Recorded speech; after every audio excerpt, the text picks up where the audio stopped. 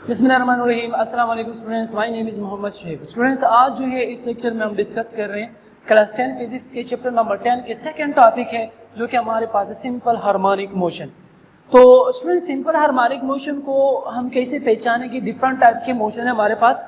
अब हमें कैसे पता चलेगा कि जो मोशन हो रही है क्या ये सिंपल हार्मोनिक मोशन है या नहीं है।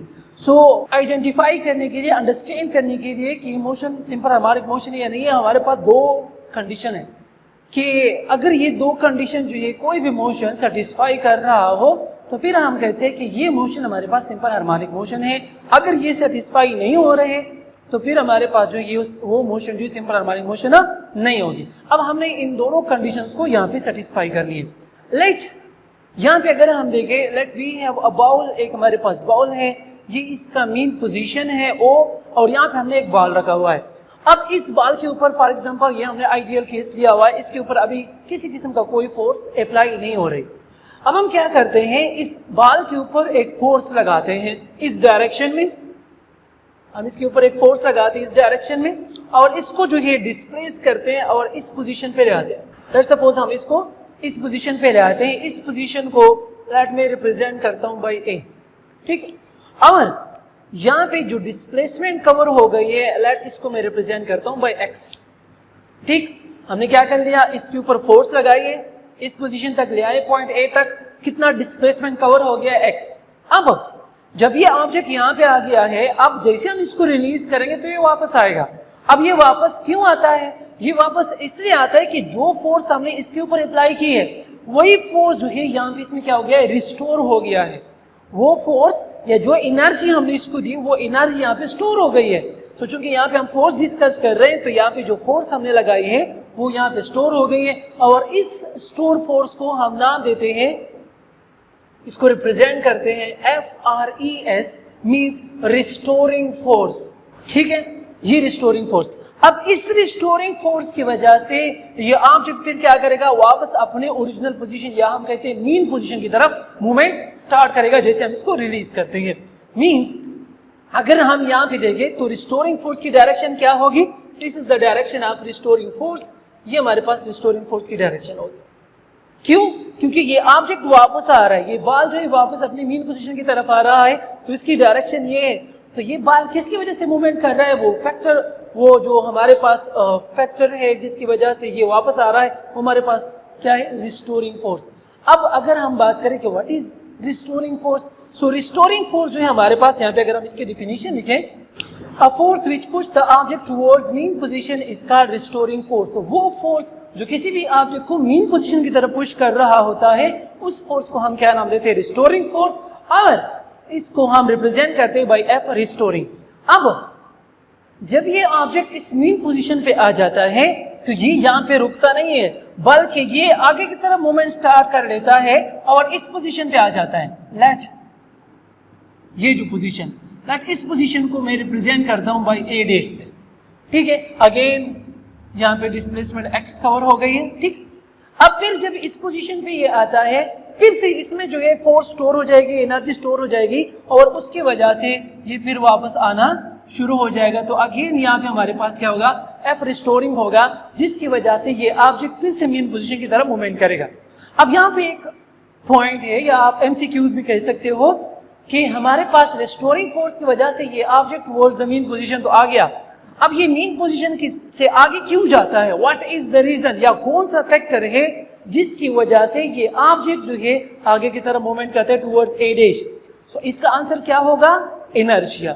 ड्यू टू द इनर्शिया ये ऑब्जेक्ट जो है पॉइंट ए की तरफ मूवमेंट, पॉइंट ए डैश की तरफ क्या कर लेता है, मूवमेंट स्टार्ट कर लेता है। सिमिलरली जब ये पॉइंट ए से वापस आएगा ए डैश से तो फिर मीन पोजीशन, फिर इससे आगे जाएगा और इस तरह से जो है ये कंटिन्यूस मूवमेंट स्टार्ट कर लेगा।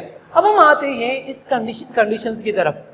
सो अगर हम देखें इस डायग्राम में, जितना हम डिस्प्लेसमेंट बढ़ाएंगे उतना ही इस ऑब्जेक्ट में फोर्स जो है ज्यादा स्टोर होगा, मींस रिस्टोरिंग फोर्स ज्यादा होता जाएगा। फॉर एग्जांपल अगर हम जो है झूले का एग्जांपल ले लें तो अगर हम झूले को जो इस तरह पकड़ते हैं और उसके ऊपर खींचते हैं तो जितना हम ज्यादा डिस्प्लेसमेंट कवर करेंगे उतना जो है उसमें फोर्स क्या होता जाएगा, ज्यादा स्टोर होगा।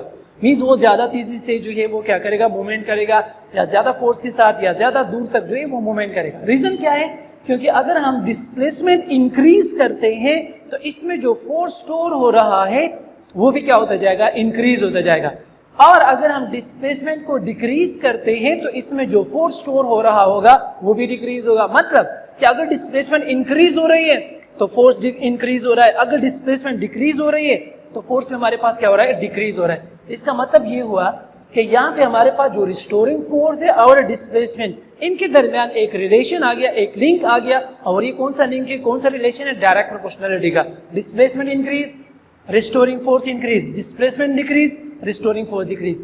सो अगर हम इसको यहाँ पे मैथमेटिकली लिखना चाहे तो हमारे पास आ जाएगा कि एफ रिस्टोरिंग जो है ये डायरेक्टली प्रोपोर्शनल हो जाएगा x, where x is the displacement. ठीक है, मींस इस रिलेशन का मतलब क्या है कि this restoring force is totally depend on x, means displacement. Displacement ज्यादा होगी तब रिस्टोरिंग फोर्स ज्यादा होगा। हम ये नहीं कह सकते, इसको हम इस तरह कभी भी नहीं लिखेंगे कि x is directly proportional to f restoring. This is wrong, ये गलत है। इसका मतलब ये होगा कि जितना रिस्टोरिंग फोर्स ज्यादा होगा उतना डिस्प्लेसमेंट ज्यादा होगा, जो ये ठीक नहीं है, क्योंकि रिस्टोरिंग फोर्स डिपेंड करता है डिस्प्लेसमेंट के ऊपर, ना डिस्प्लेसमेंट डिपेंड करता है रिस्टोरिंग फोर्स।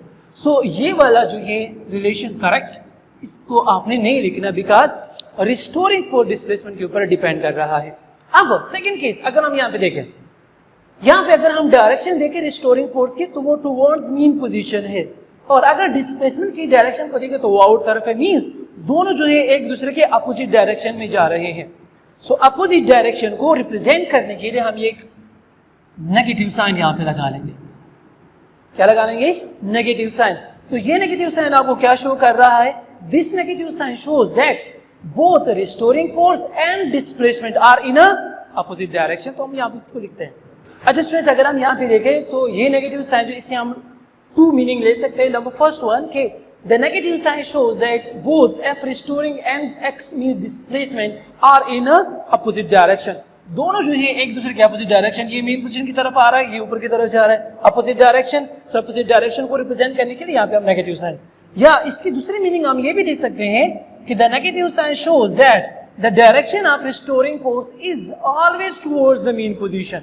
अगर हम यहाँ पे देखें इस डायग्राम में हमारे पास रिस्टोरिंग फोर्स की डायरेक्शन क्या है, टुवर्ड्स मीन पोजीशन। तो जब मीन पोजीशन की तरफ डायरेक्शन है, अगर आप यहाँ पे देखें तब भी मीन पोजीशन, यहाँ पे देखें तब भी टुवर्ड्स मीन पोजीशन, तो इस डायरेक्शन को रिप्रेजेंट करने के लिए हम यहाँ पे नेगेटिव साइन लगाते हैं। तो आप दो मीनिंग ले सकते हैं कि the negative sign shows that both restoring force and displacement are in opposite direction, or this negative sign shows that the direction of restoring force is towards the mean position। ठीक है, सो यहाँ पे हमारे पास first condition क्या हो गई, satisfy हो गई। अब हम सेकंड कंडीशन की तरफ आते हैं कि इस सेकंड कंडीशन का क्या मतलब है। अच्छा स्टूडेंट्स, अब सेकंड कंडीशन की बात करते हैं। यहाँ पे अगर हम देखें, यहाँ पे हमारे पास फोर्स लग रहा है रिस्टोरिंग फोर्स। अब हमें पता है according to the Newton second law कि फॉर एग्जांपल अगर कोई एक ऑब्जेक्ट है उसके ऊपर कोई फोर्स लग रही हो तो वो फोर्स इस ऑब्जेक्ट में अपनी ही डायरेक्शन में एक्सेलरेशन प्रोड्यूस करती है according to Newton second law. Similarly अगर हम यहाँ पे देखें इस ऑब्जेक्ट के ऊपर कौन सा फोर्स यहाँ पे लग रहा है, रिस्टोरिंग फोर्स, तो ये रिस्टोरिंग फोर्स भी इस ऑब्जेक्ट में एक्सेलरेशन प्रोड्यूस करेगी। और डायरेक्शन क्या होगी एक्सेलरेशन की, कि जो डायरेक्शन फोर्स की होगी वही डायरेक्शन जो है एक्सेलरेशन की भी होगी। सो यहाँ पे अगर हम देखें, यहाँ पे रिस्टोरिंग फोर्स की डायरेक्शन क्या है, टुवर्ड्स द मीन पोजीशन। तो इस रिस्टोरिंग फोर्स की वजह से इस ऑब्जेक्ट में जो एक्सेलरेशन प्रोड्यूस होगी उसकी डायरेक्शन में क्या होगी, towards mean position, means downward होगी। सिमिलरली यहाँ पे भी जो हमारे पास एक्सेलरेशन प्रोड्यूस होगी डाउनवर्ड होगी। तो मतलब ये हुआ कि जितना हमारे पास रिस्टोरिंग फोर्स ज्यादा होता जाएगा हमारे पास एक्सेलरेशन बढ़ती जाएगी। और यहाँ पे रिस्टोरिंग फोर्स टोटली डिपेंड कर रहा है किस चीज के ऊपर, डिस्प्लेसमेंट के ऊपर। तो इसका मतलब ये हुआ कि इनडायरेक्ट एक्सेलरेशन भी हमारे पास किस चीज के ऊपर डिपेंड कर रहा है, डिस्प्लेसमेंट।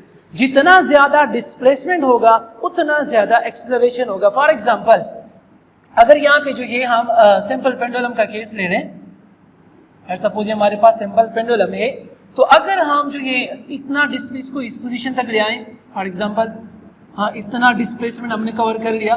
तो अगर हम इसको रिलीज करेंगे तो इसमें जो एक्सेलरेशन प्रोड्यूस होगी वो और भी ज्यादा हो जाएगी।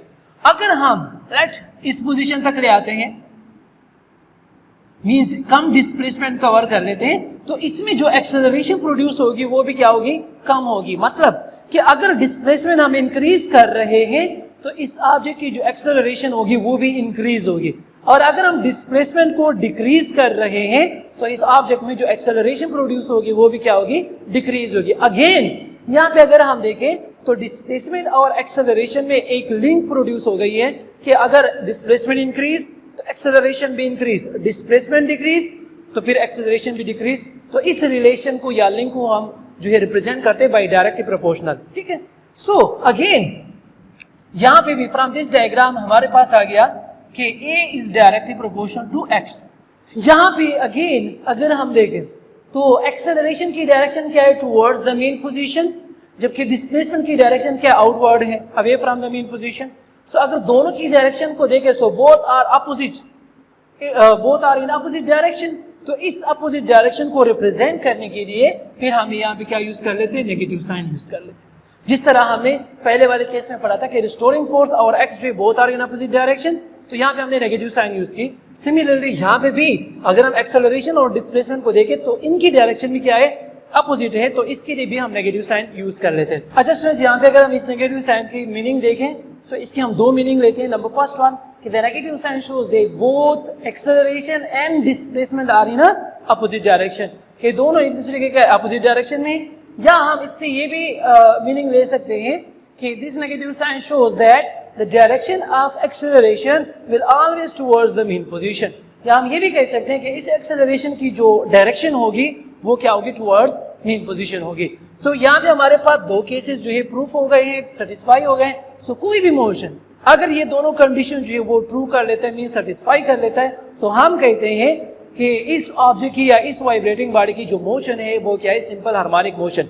अब अगर हम इसकी सिंपल जस्ट डिफिनीशन लिख लें कि हमारे पास सिंपल हार्मोनिक मोशन की डिफिनीशन क्या होगी कि a type of vibratory motion in which acceleration is directly proportional to the displacement and is always directed towards the mean position, इसका सिंपल हार्मोनिक मोशन। वो मोशन जिसमें हमारे पास एक्सेलरेशन जो है वो क्या हो, डिस्प्लेसमेंट की डायरेक्टली प्रोपोर्शनल हो, और एक्सेलरेशन की डायरेक्शन हमेशा क्या हो, टुवर्ड्स द मीन पोजीशन। तो इस किस्म के मोशन को फिर हम नाम देते हैं सिंपल हार्मोनिक मोशन। अब स्टूडेंट्स यहाँ पे दो तीन पॉइंट्स है एमसीक्यूज के लिहाज से भी आप अपने साथ नोट कर सकते हैं। इसमें हम एनर्जी की बात करते हैं और एक्सेलरेशन और वेलोसिटी की बात करते हैं कि हमारे पास कौन से पोजीशंस जो है जहाँ पे हमारे पास एक्सेलरेशन ज्यादा होगी, जहाँ पे वेलोसिटी कम होगी, जहाँ पे हमारे पास एनर्जी जो है पोटेंशियल होगी, कहीं पे हमारे पास काइनेटिक एनर्जी होगी। सो वो तमाम पॉइंट जो मैं यहाँ पे लिख रहा हूँ और फिर जो है उसको यहाँ पे अंडरस्टैंड करते हैं कि कौन सी एनर्जी कितनी और किस पॉइंट पे होगी। अच्छा स्टूडेंट्स, अब यहाँ पे हम बात करते हैं एनर्जी, एक्सेलरेशन एंड वेलोसिटी। ये हमारे पास एमसीक्यूज है, आप अपने साथ नोट कर लें, कोई भी क्वेश्चन आपसे कर सकता है। फर्स्ट हम बात करते हैं मीन पोजीशन पे कि जब ये ऑब्जेक्ट ऊपर से आती है और मीन पोजीशन पे पहुंचती है तो उसकी एनर्जी कौन सी होगी, इसकी वेलोसिटी कितनी होगी, इसकी एक्सेलरेशन कितनी होगी।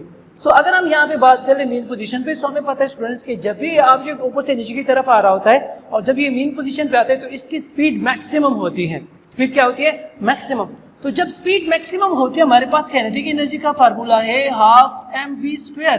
सो अगर स्पीड मैक्सिमम है तो फिर हमारे पास काइनेटिक एनर्जी क्या होगी, मैक्सिमम। सो मीन पोजीशन पे हमारे पास जो काइनेटिक एनर्जी होगी वो क्या होगी, मैक्सिमम। अब अगर हम पोटेंशियल एनर्जी की बात करें, सो पोटेंशियल एनर्जी हमारे पास होती है mgh, मींस कि ये टोटली डिपेंड करता है हाइट के ऊपर। अब यहाँ पे अगर हम देखें तो यहाँ पे हमारे पास हाइट क्या है, 0, मींस ये बिल्कुल मीन पोजीशन पे ऊपर नहीं है, बिल्कुल मीन पोजीशन पे। सो इस पॉइंट पे हमारे पास हाइट की वैल्यू क्या होती है, 0h की वैल्यू। सो इस केस में हम पोटेंशियल एनर्जी को क्या लेते हैं, मिनिमम r0। तो कोई भी आपसे क्वेश्चन करें कि मीन पोजीशन पे हमारे पास वेलोसिटी सॉरी एनर्जी कौन सी होगी, तो आप कहेंगे कि मीन पोजीशन पे हमारे पास जो एनर्जी होगी वो काइनेटिक एनर्जी होगी मैक्सिमम, या आप कह सकते टोटल एनर्जी काइनेटिक एनर्जी होगी, जबकि पोटेंशियल एनर्जी हमारे पास क्या होती है, मिनिमम r, सिंपल वर्ड में हम बोलते हैं 0। अगर हम बात करते हैं वेलोसिटी की, सो सिमिलरली जिस तरह हमने एनर्जी की बात की, क्योंकि यहाँ पे इस पोजीशन पे ऑब्जेक्ट की जो वेलोसिटी होती है वो मैक्सिमम होती है, बहुत फास्टली वो मूव कर रहा होता है। जब ये ऊपर से नीचे की तरफ आता है तो इस पोजीशन पे आते हुए उसकी स्पीड मैक्सिमम हो जाती है। तो मींस हम कहते हैं कि वेलोसिटी जो है वो क्या होगी, वो मैक्सिमम होगी। अब हम बात करते हैं फिर एक्सेलरेशन की। एक्सेलरेशन कितनी होगी?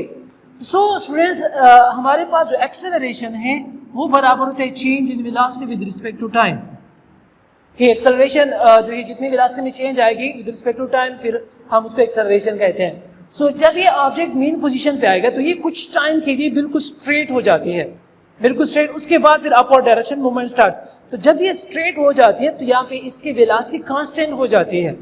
वेलोसिटी जब कांस्टेंट होगी तो there will be no change in velocity. अब अगर वेलोसिटी में चेंज नहीं आ रही तो फिर एक्सेलरेशन हमारे पास क्या होगी? जीरो, बिकॉज एक्सेलरेशन हमारे पास क्या है? Change in velocity with respect to time. तो जब वेलोसिटी में चेंज नहीं है, ये स्ट्रेट हो जाती है, कांस्टेंट हो जाती है, तो इस पॉइंट पे हमारे पास जो एक्सेलरेशन होगी उसको फिर हम कहते हैं कि यहाँ पे एक्सेलरेशन हमारे पास क्या होगी? जीरो, या दूसरे वर्ड्स में हम जस्ट नॉर्मली बोलते हैं कि मिनिमम होगी। ये तो हमारे पास मेन पोजीशन की बात होगी। अब हम बात करते हैं एक्सट्रीम पोजीशन पे कि वहां पे हमारे पास एनर्जी, एक्सेलरेशन एंड वेलोसिटी की क्या रिलेशन होती है। अच्छा, अब हम एक्सट्रीम पोजीशन की बात करते हैं, मींस ए डैश या ए वाला पॉइंट, यहाँ पे हमारे पास एनर्जी क्या होगी? सो स्टूडेंट्स अगर हम पहले एनर्जी की बात कर लें तो हमें पता है कि जब ये इस पोजीशन पे आती है तो हाइट h गेन कर लेती है। Let's suppose h height gain करेगी। अब हमें पता है कि जैसे जैसे ये ऑब्जेक्ट ऊपर की तरफ जाती है उसकी स्पीड या वेलोसिटी डिक्रीज हो रही होती है, डिक्रीज हो रही होती है, डिक्रीज। जब ये मैक्सिमम पोजीशन पे आ जाता है, मींस एक्सट्रीम पोजीशन पे आ जाता है, तो उसकी जो है स्पीड जो है वो बहुत कम हो चुकी होती है, मिनिमम होगी। सो चूंकि काइनेटिक एनर्जी की अगर हम बात कर लें, जिस तरह हमने पहले बात की कि वो तो हाफ mv², वो तो वेलोसिटी स्पीड के ऊपर ही डिपेंड कर रही है। सो अगर स्पीड जो है मिनिमम हो गई है, सो इस पोजीशन पे, एक्सट्रीम पोजीशन पे हमारे पास जो काइनेटिक एनर्जी होगी वो भी क्या होगी? मिनिमम, या ऑर्बिटल हम जो है आइडियल केस में रहते हैं कि हमारे पास क्या होगी? जीरो। अगर हम पोटेंशियल एनर्जी की बात करें, जिस तरह हमने पहले बात की कि पोटेंशियल एनर्जी हमारे पास होती है mgh, वो टोटली डिपेंड करते हैं हाइट के ऊपर। अब जितना आप ऊपर जा रहे हैं हाइट इंक्रीज हो रहा है, हाइट इंक्रीज। तो जब आप एक्सट्रीम पोजीशन पे आ जाते हो तो यहाँ पे हमारे पास हाइट क्या होता है? मैक्सिमम।